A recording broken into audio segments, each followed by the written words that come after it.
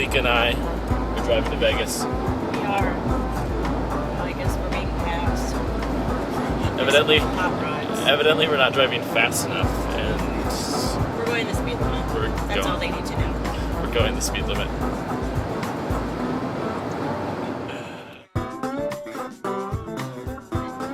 I think on our trip budget, we failed to make a line item for gambling expenses. We sure did. That somehow slipped by us. I wonder how we missed that. Yeah, because I think accounting might notice that. Accounting might, yeah. They might have had a couple questions about that line item.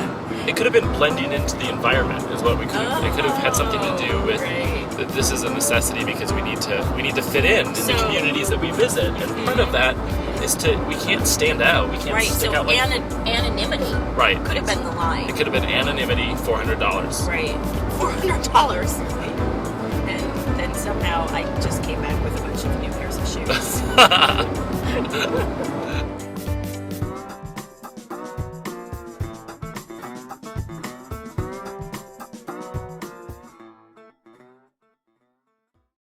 We'd been driving through desert for hours and hours and hours, and I was kind of anticipating, and then we started getting closer and closer, and there it was. It was this city, like this city in the middle of nothing, this city of buildings and castles and palm trees and stratospheres and pyramids.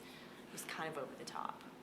It's all fake. It's all fake. None of it is real. To think that 100 years ago, there were like 30 people living in Las Vegas, that it was a desert. Sexuality in Las Vegas is a really interesting thing, especially when it comes to Planned Parenthood and education and the community. Las Vegas has a reputation of being Sin City, and what happens in Vegas stays in Vegas. Everyone knows about that. But interestingly enough, it's a pretty conservative local political community. So no one from Planned Parenthood is allowed to teach sex ed in a Clark County school or to promote any sort of Planned Parenthood affiliated services or education. So that creates a really interesting dilemma because we're in a city that has all these images of sexuality, and the billboards around town and some of the industries are very much sexuality oriented, and the youth don't have a whole lot of access to good, medically accurate, age appropriate information. We were surprised to learn that openness about sexuality on the Strip doesn't necessarily translate to openness about sexuality in the schools. But Las Vegas is by no means unique in that respect. There are schools all across the country that take an abstinence-only approach when it comes to sex ed. One of the things you can do is be supportive of comprehensive sexuality education that gives young people information about abstinence and other ways to protect themselves against unintended pregnancy and disease. The other day I asked a youth that was working with a youth council, I said to her, you grew up here. What do you think the impact is on kids here, seeing the billboards, knowing about the strip clubs, knowing about the rest of the state with the brothels? I said, do you think it impacts their behavior or not? And she said she really thought it did.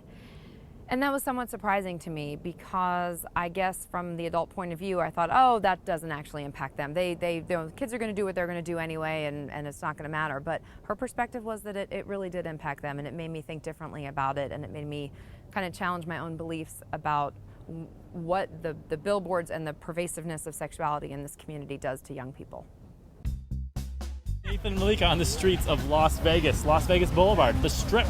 Yeah, Here we are, and nobody seems to have a problem answering our questions. No, we've had good luck talking to people here. Yeah. So a little pee-pee on the streets in Las Vegas. Here you go. If what happens in Las Vegas stays in Las Vegas, what does happen in Las Vegas? We don't know yet. Unprotected sex. And next question number 2. Stay here. Can't tell you. That's the secret. It's like Victoria's Secret. You know what I'm saying? I mean, only way for you to find out is for you to actually be in Vegas. You know what I'm saying? So. Have you been having fun? Yeah, we've had a great time. We actually got married. Yeah, Monday. Congratulations! Probably as much or as little as you want to have happen in Vegas. Let's see, topless pools, prostitutes, nothing, going out to dinner, pretty much anything. I guess orgies are in the question, I guess, but that's it, I guess.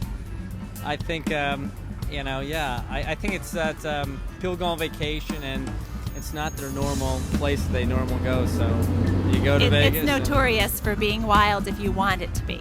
I guess married men come here and go to the strippers and the hookers and spend all their income, maybe. And you get those little cards that sit around. Yeah, we got some. We didn't actually take them home with us. We actually left them on the ashtrays and things. No, I took some. Oh, there you go.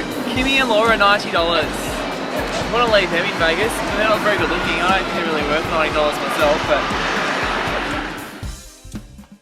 What happens in Vegas stays in Vegas. Unless it's chlamydia. You take that with you.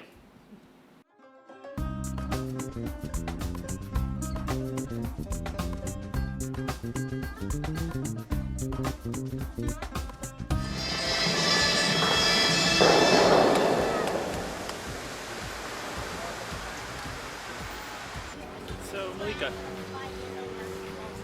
what part of sexuality was that all about? Climax.